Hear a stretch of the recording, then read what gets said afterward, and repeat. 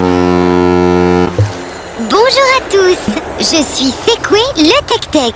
Le Sénat, est-ce que ça vous parle? Aujourd'hui, je vous explique ce que c'est. Alors, le Sénat, c'est quoi?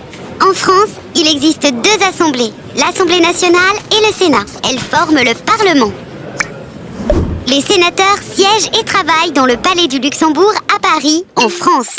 De qui est composé le Sénat? Le Sénat est composé de 348 sénateurs, élus pour 6 ans, et d'un président, élu pour 3 ans. Ce sont des femmes et des hommes comme tout le monde. Avant d'être sénateurs, ils ont exercé différents métiers.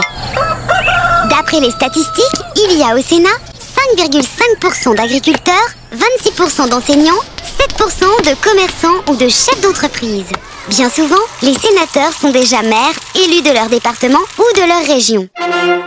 Parmi eux, 132 sont maires, 109 sont conseillers généraux et 26 sont conseillers régionaux. La moyenne d'âge des sénateurs est de 65 ans. Mais par qui sont-ils élus?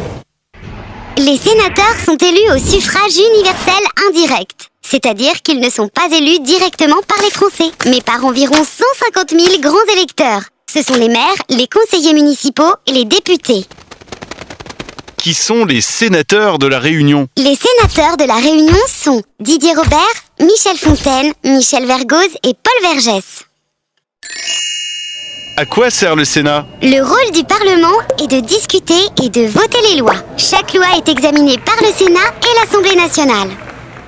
Le Sénat, comme l'Assemblée nationale, peut aussi contrôler les actions du gouvernement. Il peut poser des questions aux ministres sur leur politique. Mais à la différence de l'Assemblée nationale, le Sénat défend en plus les intérêts des communes, des départements et des régions, ce qu'on appelle les collectivités territoriales. Le Sénat peut aussi modifier la Constitution avec l'Assemblée nationale. Dans ce cas, ils se réunissent à Versailles en congrès. La Constitution? La Constitution, c'est l'ensemble des règles suprêmes de fonctionnement d'un pays. En France, quand on change de Constitution, on change le numéro de la République. Depuis la Constitution de 1958, nous sommes dans la 5e République.